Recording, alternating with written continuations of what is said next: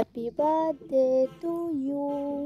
তো বন্ধুরা, তোমরা নিশ্চয়ই ভাবছো যে এখানে কার হ্যাপি বার্থডে হচ্ছে, একা একা হ্যাপি বার্থডে বলছি। এই যে দেখতে পাচ্ছ, চোখে চশমা পরে দাঁত বের করে হাসছি, আর কি বাজে লাগছে এখন ক্যামেরাতে দেখে নিজেই বুঝতে পারছি। তো যাই হোক, তো একটু ইচ্ছা হলো চশমাটা পরার।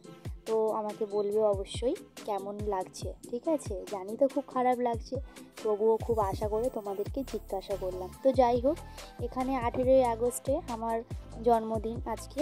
তো আমার বরমশাই একটা কেক নিয়ে এসেছিলো, আর বাড়িতে এমনি সিম্পল একটা রান্না বান্না হয়েছে। তো দিদিদেরকে ডাকলাম যে তোমরা তো সবসময় আসো না, তোমরা আসো, আমার খুব ভালো লাগবে।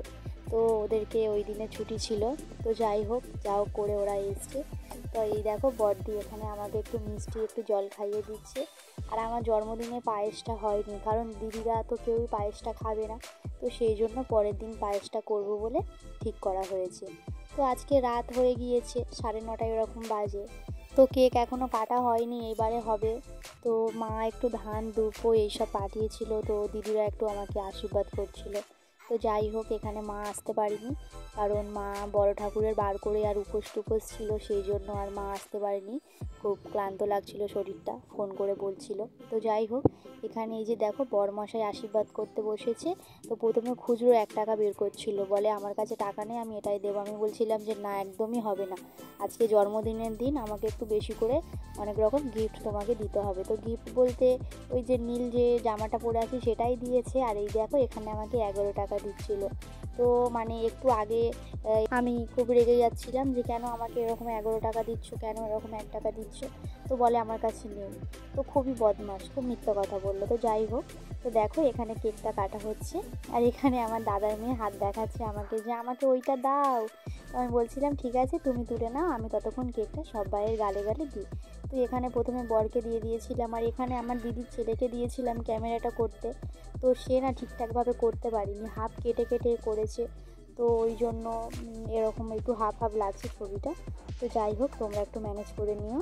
আর এই যে এখানে আমার বরমশাই কেকেতে নাম লিখে নিয়ে এসছে, মিতা। আমার ভালো নাম তো মিতা, আর ও আমাকে সোনাই বলে ডাকে। তো কেকের এই নামটাই লেখা ছিল। তো এখানে সবাইকে আমি একটু কেক দিয়ে দিচ্ছিলাম, বরমশাইকে দিচ্ছিলাম। এখানে এটা আমার বড় জামাইবাবু, তারপরে এখানে বড়দিকে দিয়ে দিচ্ছিলাম। এই দেখো, বড়দি খুবই হাসছে, মানে ফোনে ক্যামেরা করলেই দিদি শুধু হাসবে, বলে আমার খুব লজ্জা করে। তাই বলি কিছু হবে না। তো এখানেই দেখো, বরমশাই কেকটা খেয়ে নিল। আর এখানে সকালবেলা রাখি পূর্ণিমা ছিল, 19শে আগস্ট রাখি পূর্ণিমা ছিল, সবাই জানো।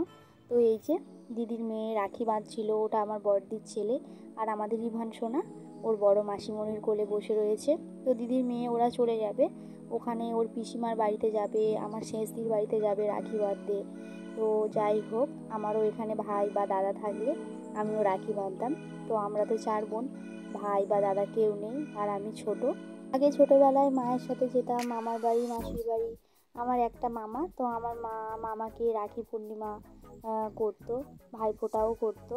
তো আমাদেরকেও নিয়ে যেত, আমার মামার ছেলে, মাসির ছেলে, আমরাও সবাইকে রাখি বাঁধতাম, আমার দিদিরা আমরা। তো বিয়ের পরে এখন আর সেরকম যাওয়া হয় না মামার বাড়ি, মাসির বাড়ি। তো কোনো দিন গেলে তোমাদের সাথে সেই ভিডিওটা আমি শেয়ার করব।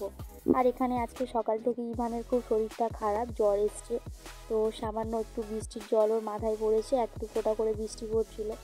তো সেই জন্য বড়দি এখানে দেখো রান্নাবান্না বসিয়ে দিয়েছে, আর আমি ইভানকে কোলেতেই নিয়েছিলাম, কারণ ও একটু ঘ্যান ঘ্যান করছিল, ওর শরীরটা খারাপ, তো সেই জন্য ওর ভালো লাগছিল না। তো বড়দি এখানে রান্নাবান্না করে খাওয়া দাওয়া সব কিছু করে নিয়ে বলে আমি দুপুরবেলা বেরিয়ে যাব।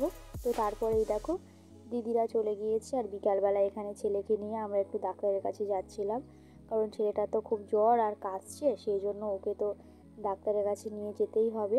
তো বন্ধুরা, আমি অনেক দিন পরে একটা ভিডিও শেয়ার করছি, তো প্লিজ তোমরা আমার এই চ্যানেলটার পাশে থেকো, আর আমার সাবস্ক্রাইব করো। নতুন নতুন আরও ভিডিও নিয়ে আমি তোমাদের সঙ্গে আসবো।